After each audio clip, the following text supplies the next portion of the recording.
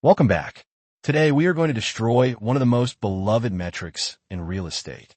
If you open any newspaper, visit any property website, or listen to 90% of the gurus out there, you will hear one phrase repeated ad nauseum: the median house price. Sydney is up 1%. Melbourne is down 0.5%. Buy in this suburb because the median is skyrocketing. Or the classic advice: buy a property below the median price for instant equity. I am here to tell you that this is dangerous advice. According to the insights we are breaking down today, the median price is not just a lazy metric. It is often a completely misleading one. Relying on it to time the market or value a specific home is like trying to drive a car by looking out the rear window while wearing blindfolds. Today, we're going to prove mathematically why a suburb can crash on paper while actual property values stay flat, and why a boom might just be a statistical illusion. We are going to deconstruct the median trap. Buckle up. We're going to math class, but I promise it will be the most profitable math class you've ever taken. Let's start with a strategy that tempts almost every rookie investor. You've probably heard this before. Find a high-performing suburb, look at the median price, and buy a house that is $50,000 or $100,000 below that median. The logic seems sound, right? Experts will tell you that the expensive houses in the suburb will pull up the value of your cheaper house. They claim that as the median rises, your below-median asset will catch up, giving you a free ride on the suburb's growth. It sounds like a cheat code, but the source material we are analyzing today argues that this is fundamentally flawed logic. The reality is that a suburb's median price has almost no direct relationship to the future performance of your specific property. A cheap house is usually cheap for a reason. It's on a main road, it has structural issues, or it has a terrible floor plan. The existence of a $2 million mansion 3 streets away does not magically fix the fact that your house backs onto a train line. The expensive homes do not drag up the cheap ones, nor do the cheap ones drag down the expensive ones. They're different markets entirely, just sharing the same postcode. But to understand why this strategy fails, we have to understand the metric itself. What is a median? And why is it so terrible at tracking value? Most people confuse median with average. If you're going to invest hundreds of thousands of dollars, you need to know the difference. Let's look at the definitions provided in our source material. The average price is the total value of all sales divided by the number of sales. The median price, however, is simply the middle child. If you line up every household in a suburb from cheapest to most expensive, the median is the sale price of the house, sitting exactly in the middle. To illustrate why this matters, let's use the specific example from our case study. Imagine a very small, quiet suburb. In a given year, only 5 houses are sold. Let's line them up by price. House A, $300,000. House B, $400,000. House C, $480,000. House D, $550,000. House E, $770,000. If we calculate the average, the price is $520,000. But if we look at the median, we look at the house in the middle. That is House C. So, the median price of this suburb is $480,000. Now, usually data providers like CoreLogic or Domain calculate this over hundreds of sales, picking the 50th percentile. But the principle remains the same. The median is just a reflection of what is selling, not necessarily how much values are changing. And this brings us to the most critical concept of today's episode: compositional bias. Let's stick with our 5-house suburb.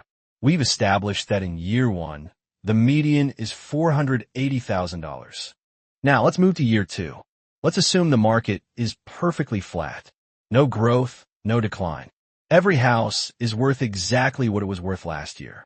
However, in year 2, the owners of the luxury homes, for example House D and House E, decide not to sell. They are happy. They stay put. The only people who sell in year 2 are the owners of the cheaper homes. House A, $300,000, House B, $400,000, and House C, $480,000. Because only these 3 houses sold, the data provider looks for the new middle number. The list is $300,000, $400,000, $480,000. The middle number is now $400,000. Suddenly, the newspaper headlines scream, "Property crash. Suburb plunges 16.7%, which indicates the drop from $480,000 to $400,000. Investors panic. They think the market is collapsing. But did property values actually drop? No. House C is still worth $480,000. House A is still worth $300,000. The value of the assets didn't change. The composition of sales changed. We simply had more turnover at the bottom end of the market, which dragged the statistical median down. This creates a massive false signal.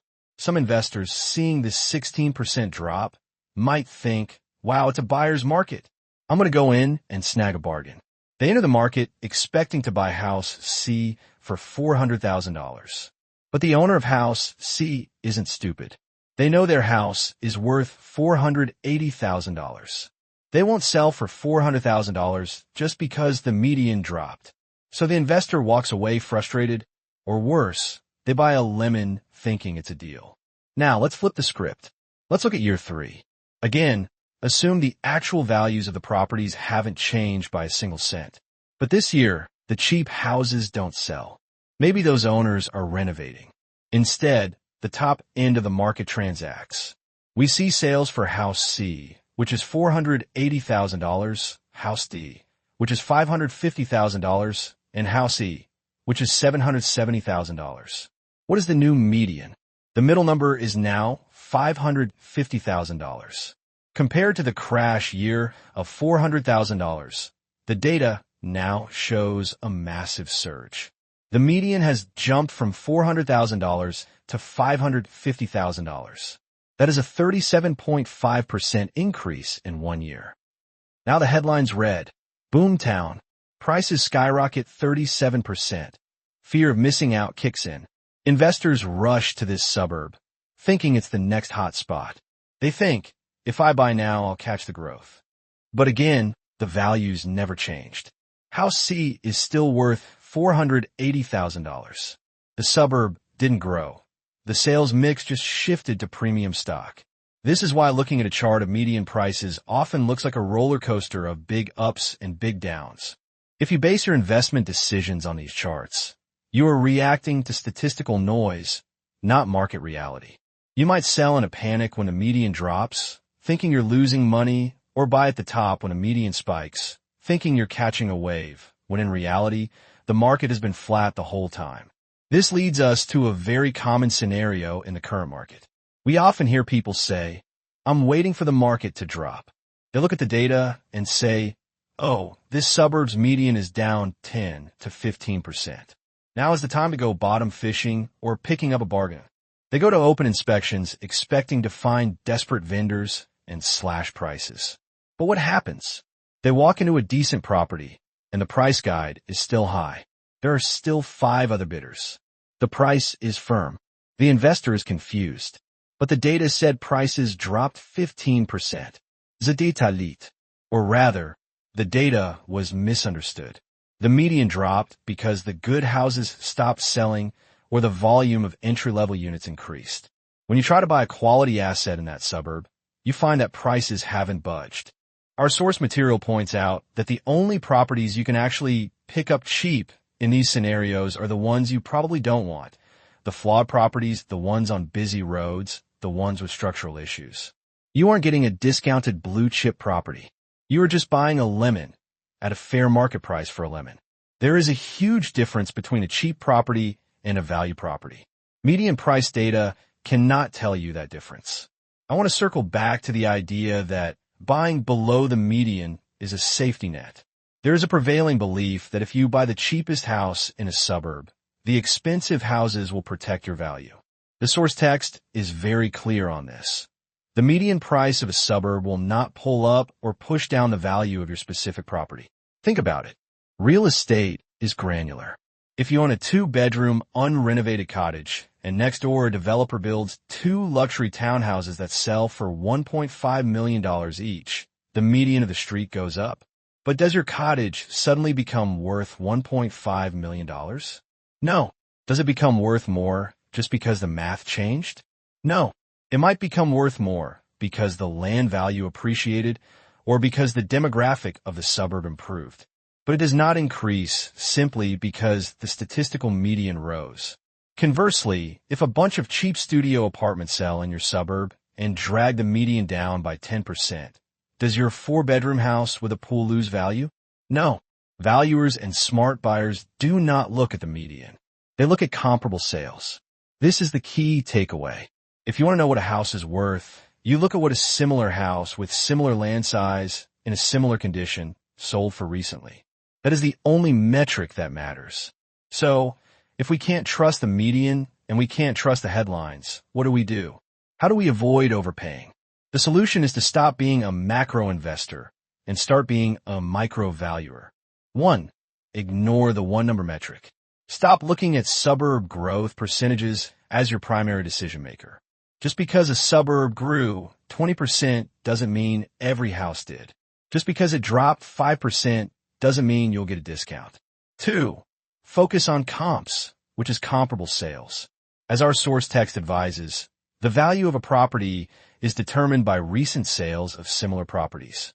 If you're looking at a 3-bedroom brick house on 600 SQM, find the last 3 sales of 3-bedroom brick houses on 600 SQM in that specific pocket. Did they sell for $800,000? Then this one is worth around $800,000. It doesn't matter if the suburb median is $600,000 or $1.2 million. The comps tell the truth. 3. Understand the why. If you see a median price fluctuation, ask why. Did a new housing estate open up selling cheap land packages? That will tank the median. Did a new luxury apartment tower finish? That might spike the median or drop it, depending on the price point. Did volume dry up? Be a detective, not just a reader of headlines. 4. Quality over bargains. The obsession with buying below median often leads investors to buy Tier B or Tier C assets. They buy the house on the main road because it's $50,000 cheaper than the median. 10 years later, when the market softens, that house is the first to lose value and the hardest to sell. Meanwhile, the expensive house that was $50,000 above the median has doubled in value because it was in a quiet street with a north-facing aspect. Don't let the median anchor your price expectations to the point where you compromise on quality. To wrap up today's episode, I want to leave you with a thought. The map is not the territory. The median price is a map, a very low-resolution, blurry, hand-drawn map. It gives you a rough idea of whether a suburb is expensive or affordable, but it cannot tell you the terrain of the specific street you are walking on. The source material we covered today makes it crystal clear. Relying on the median to judge the rise and fall of a specific property is a fundamental error. It is a statistical reference point, nothing more. It creates false crashes and false booms. Real estate success comes from understanding the specific asset. It comes from knowing that this street is worth more than that street. It comes from knowing that a north-facing backyard is worth a premium. It comes from understanding that scarcity drives value, not statistical averages. So, next time you see a headline screaming that property prices are down 10%, don't panic. And don't blindly rush in to catch a falling knife. Look at the sales mix. Look at the comparable sales. And trust the property, not the spreadsheet. If you found this deep dive helpful, please share it with a friend who is currently glued to real estate data apps, stressing over daily price movements. You might just save them from making a massive mistake. Thanks for listening, and I'll see you next time.